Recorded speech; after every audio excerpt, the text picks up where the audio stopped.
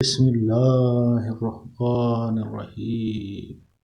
میرے پیارے دوستوں اور بزرگوں، السلام علیکم۔ جیسا کہ آپ جانتے ہیں، طلاق کے متعلق ہماری سیریز ویڈیوز چل رہی ہیں۔ اگر آپ لوگ ہمارے چینل پر نئے ہیں تو ہمارے چینل کو سبسکرائب کریں تاکہ اسلام کے متعلق جو بھی معلومات شیئر کی جاتی ہیں آپ تک پہنچتی رہیں۔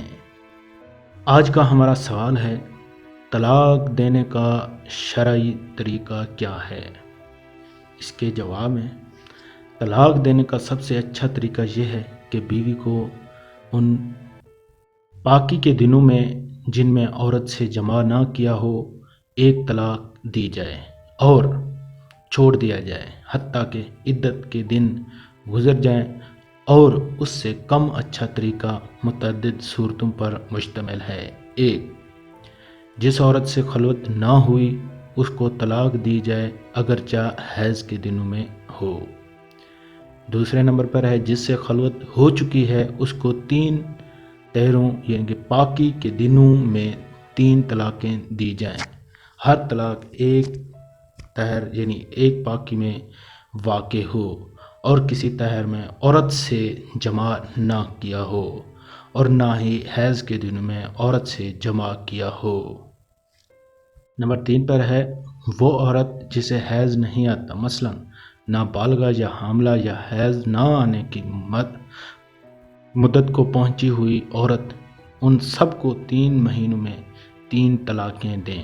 اگرچہ جماع کرنے کے بعد یہ سب صورتیں بھی جائز ہیں، ان میں کچھ کراہت نہیں۔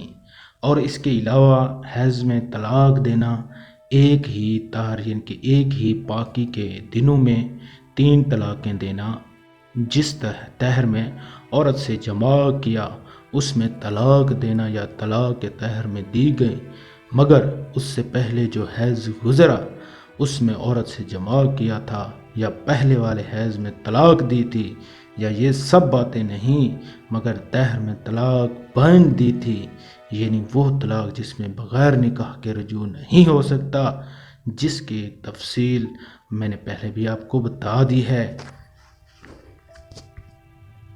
کہ جس میں گزرے، ان میں سب صورتوں میں طلاق دینا بہت بڑا اور ممنوع ہے، مگر سب صورتوں میں طلاق ہو جائے گی، لہذا چاہیے کہ سب سے پہلا طریقہ اختیار کیا جائے۔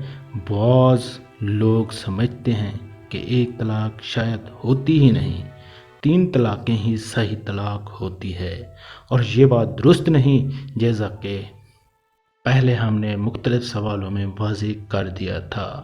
مزید سوالات کے لیے ہمارے چینل کا وزٹ کریں۔ اللہ حافظ۔